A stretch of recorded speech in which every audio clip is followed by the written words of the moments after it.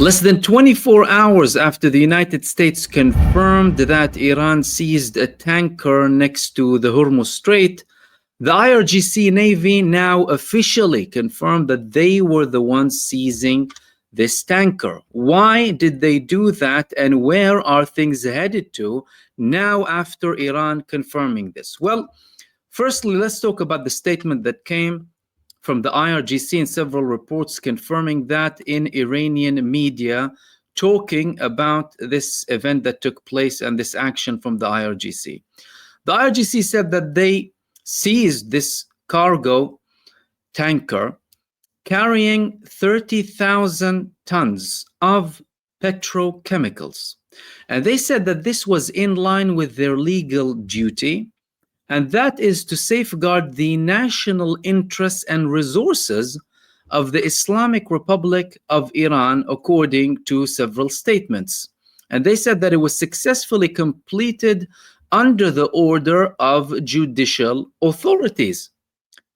The statement also said that accurate reporting required a full examination of the cargo, inspection of the tanker, and review of its documents, an effort that was successfully conducted by the IRGC Navy Force. They confirmed that the tanker has committed violation for transporting unauthorized cargo. That was basically it. That was almost everything that came in the statement. Iran exercising its national interests and taking action based on legal requirements in Iran. And they said that this cargo tanker was carrying things that were unauthorized. All right. What is the United States going to do about that? Because we still didn't have a lot of clarification about the origin, what it was supposed to do exactly. Why did Iran take this action? And why was it the United States that was the first country to confirm this? But now Iran is officially taking responsibility without yet any response coming from the United States. And it didn't just stop there with Iran. They're also now warning against military escalation in the Caribbean and also in Latin America. They're warning that no one should take action against sovereign countries and independent nations. Ismail Baqai published a statement warning of dangerous consequences of intensifying United States military activities. Here we have a direct confirmation coming from Iran that they are standing with Venezuela. In fact, we know that they are indeed very close to the authorities in Venezuela. And from an Iranian perspective, they don't shy away from publicly stating that they will be standing with them, or warning at least from any actions that the United States may take in that locations. They're also saying that they have a right to respond appropriately to any illegal action by the United States and the European Troika in the form of the United Kingdom, Germany, and France, who are primarily the European countries involved in the negotiations that relate to the nuclear program of Iran. And they did not stop there. There was also a confirmation from Iran that Tehran will never surrender to threats or coercion. Why is Iran saying all of this now? And what is happening in the region in general? Because everything is now linked. We can't detach one side from the other. Everything is linked, and it started primarily with Gaza. Well, the United States has been trying for the past couple of days to pass a resolution. And despite the fact that the American envoy, the Donald Trump envoy to the region, Steve Witkoff, is going to meet with Khalil al-Hayya, the head of Hamas, in Cairo, there are still threats coming from the United States. This is not the first time that Witkoff is going to be meeting with the Hamas leader under the direct knowledge and approval of Donald Trump. But what's more serious than that meeting, because again, well, it happened before, is the statement that came from Mike Waltz in relation to the UN resolution that the United States wants to pass to have the ISF according to the formula that Israel wants. Mike Waltz said that failure to back the UN resolution based on Trump's Gaza plan, Trump basically Israel, Gaza plan is a vote for Hamas and war. We're not just talking about a vote in the favor of Hamas, a vote in the favor of war. That is a direct threat now coming from the United States, totally contradicting all of the efforts and talks to de-escalate and try and reach a solution. At least when it comes to going into phase 2 with the so-called ceasefire in Gaza, which is nothing but a slow-mo genocide being supported and backed by the United States of America. Mike Waltz in this statement is very serious about what he's saying. Now, one can argue that the United States is trying to apply pressure on the Palestinian side and on the mediator as well to accept this formula as it is, which is in essence a submission, a total submission to the Israeli demands, regardless of how it would turn, by the way. So assuming that the United Nations or the UN Security Council passes a resolution, let's assume that, based on the requirements of Israel and the United States administrations, it has very slim chances of going ahead. Why? Because you're going to have to find the force that's willing to take that role. What is the role? The role is primarily disarming the Palestinian resistance. No one wants to take that role. As a matter of fact, the fact that they're still talking about countries being reluctant to participate in the ISF was because these countries confirmed, or at least some of the names that were brought to light, confirmed that they're not going to participate in any mission that wouldn't have very clear objectives and clear timelines. We heard about a timeline. We heard that a timeline extends to 2027 or mid-2027, but several countries said that they don't know the details or the requirements that they would be carried out to take or would be required to take when they participate in that mission. So even if the United Nations will pass a resolution, let's say the Security Council passes a resolution and China and Russia or Algeria as well won't necessarily object, it's going to be very tough for the United States to find countries, almost impossible, because the main countries that were the primary candidates to take part of this force in Gaza, again, showed a very high level of doubt in the mission, and also they were not sure exactly what's gonna take place, and they did not want to participate without having direct knowledge on what's gonna happen prior to their entry. Now, from an Israeli perspective, they're loving it. They're loving it, and now they're saying that that's it, we have a plan. In case Trump's plan fails, IDF prepares to resume fighting in Gaza. An Israeli source told the Israeli Broadcasting Authority, the question is not whether Hamas will be disarmed, but by whom. From an Israeli perspective, they're very keen on this mission. Again, opposing the vision of all of the other mediators, the Arab and Muslim countries that were participating, because their draft that they signed or agreed upon with Donald Trump contradicts the Israeli one.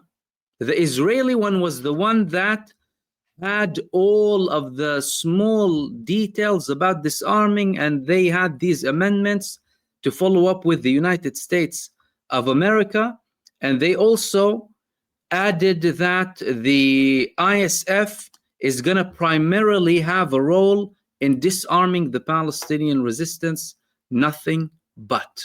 They did not want to have anything to do with this force only being an assistance force to the Palestinian police, for example, or training them. No, they were saying the main role has to be the disarming of the Palestinian resistance. Where are things going then? Okay, well, we're seeing several escalations simultaneously happening. We had this move coming from Iran. Let's not forget that in many of the talks that took place in the background between Iran and the United States, and through several mediators, there were several links being made to a de-escalation in Gaza. That de-escalation, the United States could provide an argument that there is a de-escalation, albeit not 100% de-escalation, but a severe reduction in combat or in direct genocide against the Palestinian people.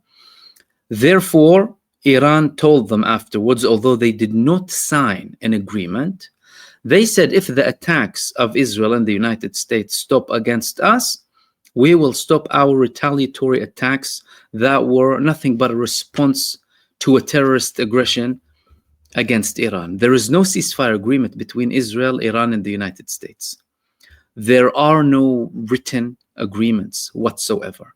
The ceasefire was declared unilaterally by Israel and supported by the United States.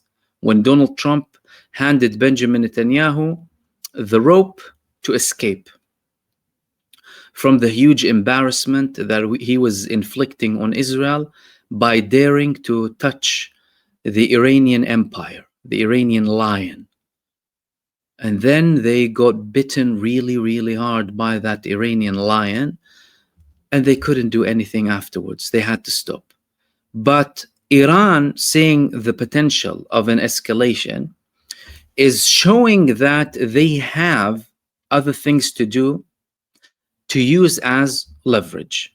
Of course, it's not only in relation to Gaza, it's also in relation to their nuclear agreement. But we saw clearly how all of the negotiations about Iran's nuclear program were tied with Israel that was conducting a genocide in Gaza.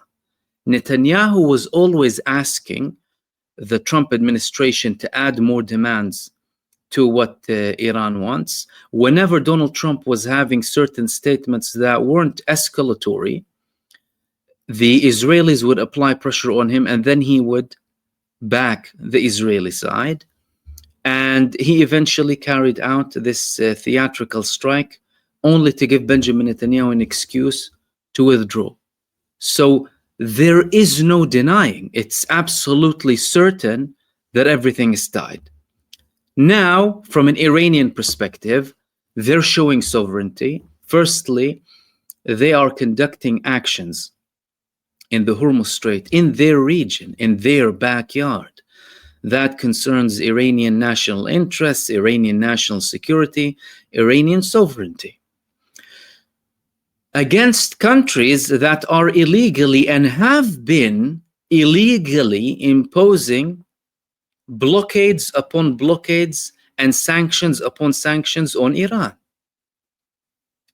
And when they reached an agreement to have these sanctions removed, or at least lifted to a very large extent, the American administration, later on followed by the poodles of the American empire, some of the European countries, followed suit and reintroduced new sanctions against Iran.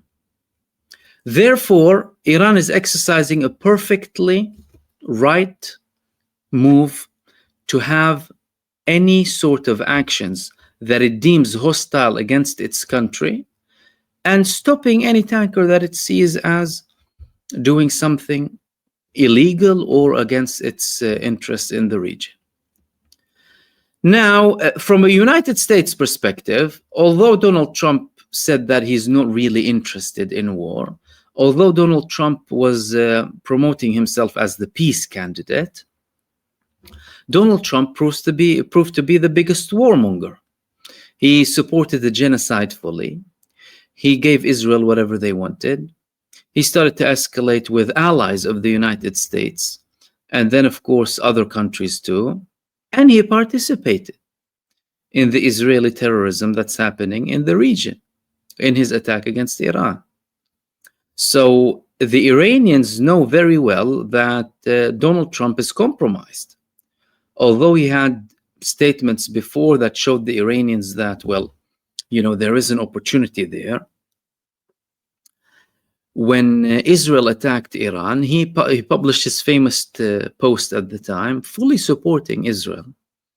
As a matter of fact, many observers saw the negotiation rounds that took place between the American administration and Iran prior to June 2025 as a cover-up for an Israeli attack that would take place later on, to make Iran feel like there is progress indeed, and then having this attack.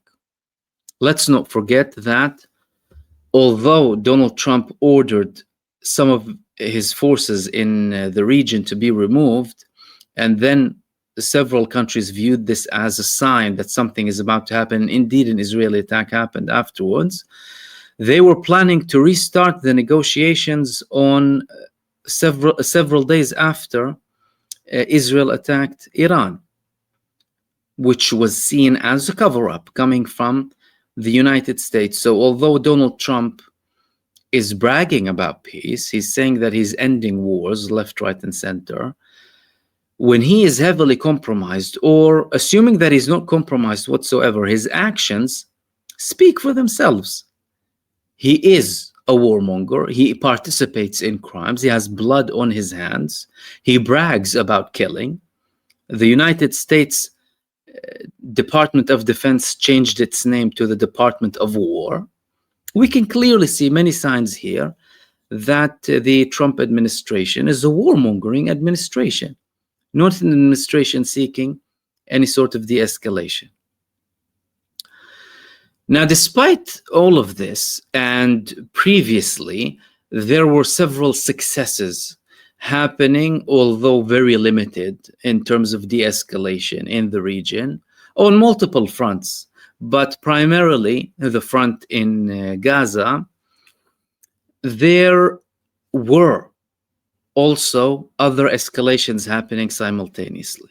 So despite the fact that there was a lot of intensity and there were slight de-escalations, something was always there, brewing for the next round. And what we're seeing now is a part of a pattern. That pattern is escalation, slight de-escalation, escalation, and slight de-escalation, and then another escalation.